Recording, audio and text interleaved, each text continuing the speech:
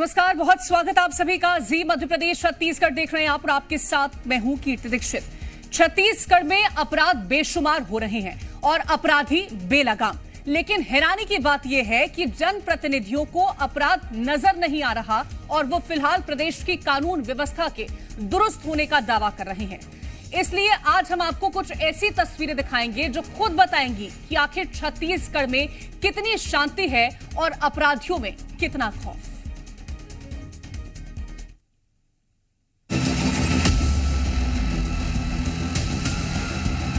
जितना भी घटनाएं घट रही है या इसके पीछे कांग्रेस का हाथ है।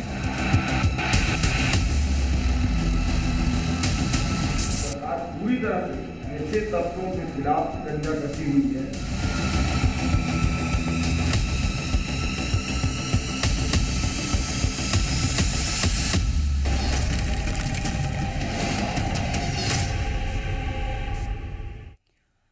तो इन दिनों छत्तीसगढ़ में अपराधी बेखौफ हैं। राजधानी रायपुर से लेकर दुर्ग तक और सरगुजा से लेकर कोरबा तक हर जिले में अपराध का ग्राफ लगातार बढ़ रहा है। अपराध को लेकर कांग्रेस बीजेपी भी आमने सामने है। कांग्रेस अपराधियों को संरक्षण देने का आरोप लगा रही है तो बीजेपी कांग्रेस पर अपराधियों से मिले होने का दावा कर रही है। लेकिन हकीकत क्या है, ये रिपोर्ट देखिए।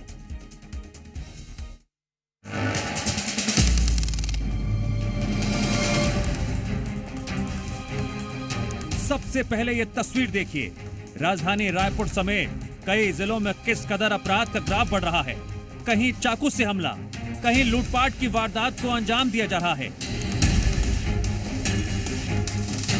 छत्तीसगढ़ और अपराध मानो एक दूसरे के पर्याय बन चुके हैं।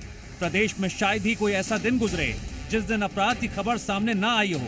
कोई बड़ा त्योहार हो या फिर प्रदेश में चल रहा राज्योत्सव, यहाँ हर दिन अपराधी एक्टिव हैं और प्रशासन इनके आगे बौना साबित हो रहा है।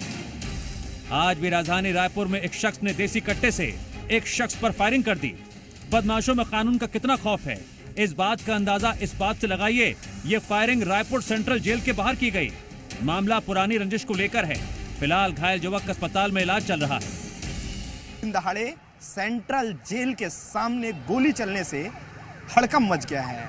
ये जेल है, ये तस्वीर आप देख सकते हैं। बताया ये जा रहा है जिस शख्स के ऊपर फायरिंग की गई है उस शख्स का नाम शेख साहिल बताया जा रहा है। ये गेट के सामने ही उसके ऊपर फायरिंग कर दी जाती है। देसी कट्टा बताया जा रहा है, देसी कट्टे से हमला किया गया है और यही वो जगह है।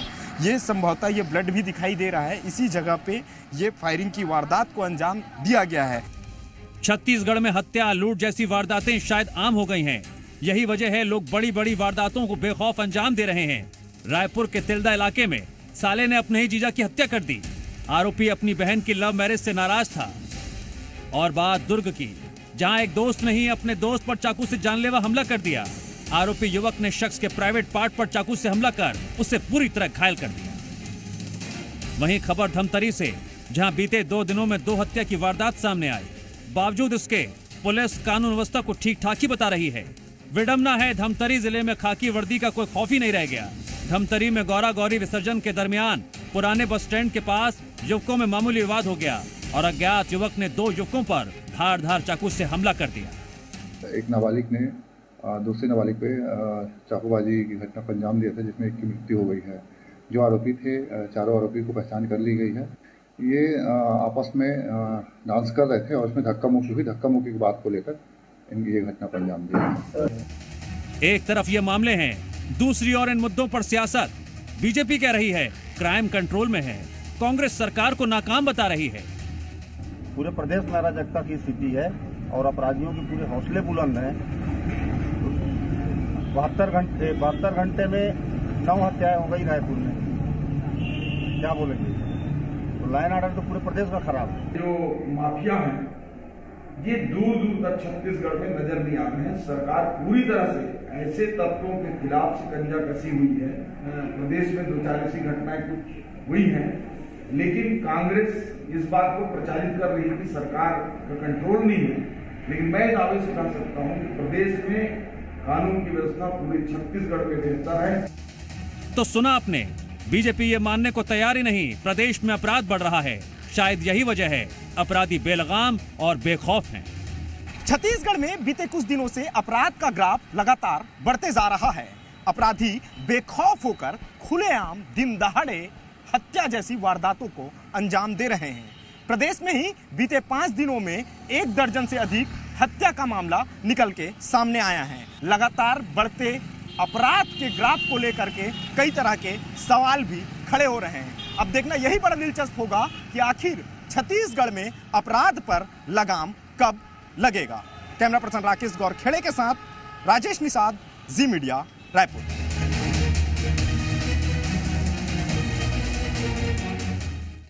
तो एक तरफ अपराध की ये तस्वीरें हैं तो वहीं दूसरी ओर बस्तर से सांसद महेश कश्यप का अलग ही बयान सामने आया। उनका कहना है कि प्रदेश की कई घटनाओं के पीछे कांग्रेस का हाथ है। कांग्रेस के लोग हर राज्य में, हर क्षेत्र में अशांति फैलाना चाहते हैं और जितने भी घटनाएं घट रही है, चाहे हमारा बलोजा बाजार का घटना देखें, दामाकाड़ा का घटना देखें, जितना भी घटनाएं घट रही है या इसके पीछे कांग्रेस का हाथ है। इस प्रकार से अशांत करके, आपस में लड़ा करके राजनीति करना चाहते हैं, लेकिन ये कामयाब नहीं होगा। और लगातार बढ़ते अपराध को लेकर के जमीनी हकीकत क्या है वो जानने की कोशिश करेंगे। राजेश निषाद हमारे साथ रायपुर से हैं और दुर्ग से हितेश शर्मा हमारे साथ जुड़ गए हैं। सबसे पहले राजेश आपका रुख करूंगी क्योंकि आए दिन छत्तीसगढ़ से जो तस्वीरें सामने आती हैं वो ये साफ तौर पर बयां कर रही कि कानून का खौफ अब बचा नहीं है और भले ही राजनीति इस पर देखने को मिले, आरोप एक दूसरे पर लगाया जाए, लेकिन वारदातों में कोई कमी नहीं आ रही है। बिल्कुल निश्चित तौर पर देखिए, वारदातों पे किसी तरह की कोई कमी नहीं आई है। यही वजह है कि बीते कुछ दिनों में महज 5 दिन के भीतर ही पूरे प्रदेश में 1 दर्जन से अधिक हत्या का मामला निकल के सामने आए हैं। चाहे दुर्ग का मामला हो या राजधानी रायपुर का, ऐसी वारदातें निकल के सामने आ रही है जो बेहद ही हैरान करने वाली है। ऐसा लग रहा है कि बदमाशों में किसी चीज का खौफ ही नहीं है, पुलिस का डर नहीं है। यही वजह है कि लगातार प्रदेश की राजधानी रायपुर समेत पूरे प्रदेश में आपराधिक घटनाएं निकल के सामने आ रही है।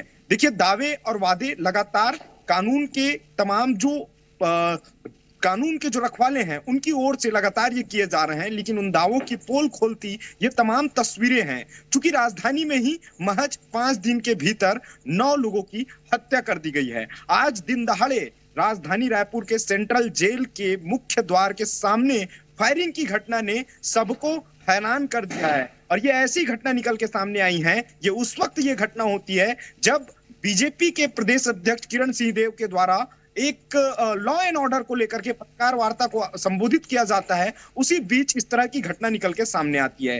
देखिए, कहा जाए तो पूरे प्रदेश में कमोबेश यही स्थिति बनी हुई है कि हर जगह न केवल चाकूबाजी की घटना हो रही है बल्कि लूटपाट और हत्या की घटना निकल के दिनों दिन बिल्कुल लगातार इस तरह की घटनाएं सामने आती रहती हैं। आप बने रहिए राजेश, आपसे और भी जानकारी लेंगे। हितेश, आप भी बने रहिए, आपसे भी जानकारी लेंगे। लेकिन छत्तीसगढ़ में आम जनता की तो क्या ही बात करें, अब नेताओं तक को बदमाश नहीं छोड़ रहे हैं। रायपुर में भारतीय जनता युवा मोर्चा के नेता से लूटपाट की घटना सामने आई और इस वारदात को लेकर सियासत भी शुरू हो गई। सवाल उठ रहे हैं कि क्या अब नेता भी सुरक्षित नहीं है। छत्तीसगढ़, जिसे शांति का कभी टापू कहा जाता था, अब लगातार आपराधिक घटनाओं की चपेट में आ रहा है। आलम यह है कि अपराध का स्तर दिन प्रतिदिन बढ़ता ही जा रहा है। आए दिन लूटपाट और हत्या की घटनाएं सामने आती रहती हैं। छोटे शहरों से लेकर राजधानी तक अपराधी बेखौफ होकर वारदात को अंजाम दे रहे हैं। राजधानी रायपुर में भारतीय जनता युवा मोर्चा के नेता से लूटपाट की घटना हुई। चाकू की नोक पर घटना को अंजाम दिया गया। वहीं विरोध करने पर नेता के 2 साथियों पर बदमाशों ने चाकू से हमला कर दिया। पूरी घटना सीसीटीवी में कैद हो गई। वहीं दोनों घायलों को उपचार के लिए अस्पताल में भर्ती कराया गया। बीजेपी नेता आकाश तिवारी जांजगीर चांपा के रहने वाले हैं, जो ग्रामीण उपाध्यक्ष हैं।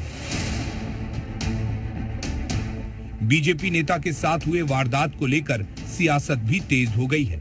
कांग्रेस अब इस मामले में छत्तीसगढ़ सरकार को घेरने की कोशिश कर रही है। बीजेपी नेता से लूटपाट और साथियों पर हुए चाकूबाजी मामले पर पूर्व सीएम भूपेश बघेल ने सोशल मीडिया पर सरकार के खिलाफ मोर्चा खोला। सोशल मीडिया पर उन्होंने लिखा, लीजिए, अब बीजेपी के एक और पदाधिकारी सुशासन के शिकार हो गए हैं। राजधानी रायपुर में डीडी नगर थाना क्षेत्र में भाजयुमो नेता से लूटपाट की खबर मिली है। चाकू की नोक पर हुई इस लूटपाट का विरोध करने पर भाजयुमो नेता के 2 साथियों पर चाकू से हमला किया गया है। दोनों घायलों को अस्पताल में भर्ती कराया गया है। भूपेश बघेल के इस पोस्ट पर बीजेपी ने भी पलटवार किया। डिप्टी सीएम अरुण साव ने पोस्ट का जवाब देते हुए कांग्रेस पर निशाना साधा, साथ ही सरकार के ऊपर उठाए गए सवालों का भी जवाब दिया। देखिए, जिस प्रकार से 5 सालों में राज्य में कानून व्यवस्था की स्थिति की दुर्दशा जिस भूपेश बघेल जी के सरकार में हुआ है, उस भूपेश बघेल जी को इस प्रकार के आरोप लगाने का अधिकार तो बिल्कुल भी नहीं है। हमारी सरकार घटनाओं पर ठोस और मजबूत कार्यवाहियां कर रही है। ये वारदात के बाद कई तरह के सवाल खड़े हो रहे हैं, जिसमें से सबसे अहम सवाल ये कि जब नेता सुरक्षित नहीं तो फिर आम जनता छत्तीसगढ़ में कितनी सुरक्षित है। ब्यूरो रिपोर्ट, जी मीडिया। और दुर्ग से हमारे संवाददाता हितेश बने हुए हैं। हितेश, जितनी चाकूबाजी की वारदातें रायपुर में आम है, उतनी ही आम दुर्ग में भी नजर आती हैं। यहां पर दोस्त पर चाकू से हमला कर दिया जाता है। आखिरकार लगातार इतना ज्यादा चाकूबाजी की जो वारदातें हैं वो क्यों बढ़ रही हैं? जी देखिए, बिल्कुल आपको बता दूं, लगातार 10 महीने के लगभग हो गए जब से बीजेपी की सरकार आई है। अपराधियों में पुलिस का खौफ खत्म हो चुका है। पुलिस को ठेंगा दिखाते हुए अपराधी लगातार अपराध कर रहे हैं। चाकूबाजी की घटनाएं दुर्ग जिले में आम हो चुकी है। लगातार चाकूबाजी की घटनाएं सामने आ रही है। आपको एक ताजा उदाहरण दे दूं, आज सुबह ही एक चाकूबाजी की घटना हुई जिसमें 4 दोस्त मिलकर के शराब पी रहे थे, जिसमें सन्नी यादव नामक युवक भी शराब पी रहा था। इसी बीच दूसरा दोस्त उठता है, उससे बातचीत करते करते गाली गलौज हुई, तत्काल चाकू निकाला और उसके प्राइवेट पार्ट पर प्रहार कर दिया। खून हो गया वो। तत्काल उसे डायल 112 की मदद से सुपेला अस्पताल ले जाया गया, जहां उसका इलाज जारी है। स्थिति गंभीर बताई जा रही है। लेकिन अब देखिए, लगातार जो चाकूबाज है वो किसी भी हद तक जाने को तैयार है। पहले रात के अंधेरे में चाकूबाजियां होती थी, अब दिन दहाड़े चाकूबाजी हो रही है। देर रात जब ये पता चला कि एक डॉक्टर के पास एक मरीज पहुंचा, डॉक्टर ने अपने पैसे मांगे तो उसके साथ हाथापाई करने लगे। डॉक्टर ने जाके FIR दर्ज कराई है, तो अब उस मरीज की पतासाजी की जा रही है। अब समझने वाली सबसे बड़ी बात यह है कि छत्तीसगढ़ में लगातार अपराध बढ़ रहे हैं। कानून का खौफ अपराधियों में खत्म हो चुका है। ठेंगा दिखा करके अपराधी कानून के नाक के नीचे कानून को ललकार रहे हैं और ये कह रहे हैं कि हमारा कुछ नहीं बिगाड़ पाओगे, हम तो अपराध करके रहेंगे। यकीन मानिए, अपराध और अपराधियों के हौसले इतने बुलंद हैं। अपराधियों के हौसले बहुत ज्यादा बुलंद नजर आ रहे हैं, लेकिन दावा यही किया जाता है कि कानून व्यवस्था पूरी तरह से दुरुस्त है। फिलहाल बहुत शुक्रिया आप दोनों का तमाम जानकारियां साझा करने के लिए। और बीजेपी नेता के बाद अब बात करते हैं कांग्रेस की। छत्तीसगढ़ के सरगुजा में बदमाशों ने कांग्रेस पार्षद को निशाना बनाया। 1 दर्जन से ज्यादा नकाबपोश कांग्रेस पार्षद के घर में घुस गए। बदमाशों ने पार्षद के घर में तोड़फोड़ की और ये पूरी वारदात CCTV कैमरे में कैद हो गई।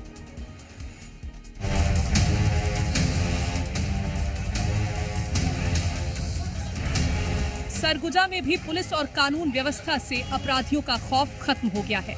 यही वजह है कि अपराधी नेताओं को भी नहीं बख्श रहे। अपराध की एक और वानगी तो देखिए। अंबिकापुर शहर में 1 दर्जन से अधिक नकाबपोश कांग्रेस पार्षद के घर घुसकर मारपीट करने लगे। कांग्रेस पार्षद सतीश बारी के पास कुछ युवक शराब के नशे में आए और शराब दुकान में लड़ाई की बात कहकर साथ चलने और मारपीट करने की बात कहने लगे। जब पार्षद ने मना किया तो दबाव बनाने लगे। इतना ही नहीं, पार्षद को जनप्रतिनिधि के तौर पर मदद करने के लिए थाने में चलने को कहा। मना करने पर नकाबपोश बदमाशों ने पार्षद के घर में तोड़फोड़ की। ये पूरी वारदात CCTV कैमरे में कैद हो गई। जनप्रतिनिधि के घर में घुस के लाठी डंडा तलवार लेके इस टाइप से अपराध कर रहे हैं, तो आप लोग सोच सकते हैं कि अंबिकापुर में कानून का व्यवस्था क्या है। नकाब पहन के आए थे। आप सोचिए कि अपराध का स्तर कितना बढ़ गया अंबिकापुर में। मैं चाहता हूं मेरे साथ न्याय होना चाहिए। अगर किसी को अगर गंभीर चोट आती तो इसका जवाबदारी कौन लेता? तलवार डंडे लाठी बिन बेखौफ होकर लोग घर में घुस के मारपीट करने का। पीड़ित पार्षद की शिकायत पर तत्काल मुख्य आरोपी को गिरफ्तार कर लिया गया। साथ ही अन्य फरार चल रहे आरोपियों की तलाश कोतवाली पुलिस कर रही है। वहीं कांग्रेस के जिला अध्यक्ष ने शहर की कानून व्यवस्था को लेकर सरकार पर सवाल उठाए। सतीश बारी के घर में जिस तरीके से लोग घुसे, ये बहुत क्लियर दिख रहा है कि अब जनप्रतिनिधि और आम जनता इस सरकार में सुरक्षित नहीं है। और आज इसी को लेकर के कांग्रेस पार्टी ने दोपहर में धरना भी किया था, पुलिस को जगाने का भी प्रयास किया, जिला प्रशासन को मैसेज देने का प्रयास किया, पुलिस प्रशासन को आगाह करने का प्रयास किया कि आप आम जनता के हित में काम करें। पार्षद सतीश बारी जिनसे गणेश उर्फ गोलू ये इनके घर के आसपास आके इनसे अपने साथ चल के एक झगड़े में सुलह समझौता कराने और लड़ने के लिए बात कर इनसे मदद मांगने के लिए आया था, जिसमें इन्होंने मना किया और ये इनके साथ ही गाली गलौज करते हुए इनसे मारपीट और पैसे की मांग करने लगा, जिस पर कि वैधानिक कार्रवाई की जा रही है और प्रथम सूचना पत्र दर्ज करके आरोपियों के खिलाफ शीघ्र कार्रवाई की जाएगी। इन लोगों का नाम इसने नामजद रिपोर्ट कराई है, जिस पर से कि गणेश जिसको बता रहा है, गणेश को भी गिरफ्तार कर लिया गया, बाकी लोगों की गिरफ्तारी का प्रयास किया गया। बड़े शहरों से लेकर छोटे शहरों में भी अपराध का स्तर बढ़ता ही जा रहा है। सवाल उठ रहे हैं कि बढ़ते अपराध की वजह क्या है? क्या प्रशासन नाकाम है या फिर अपराधियों को किसी का खौफ नहीं रह गया है? ब्यूरो रिपोर्ट, जी मीडिया।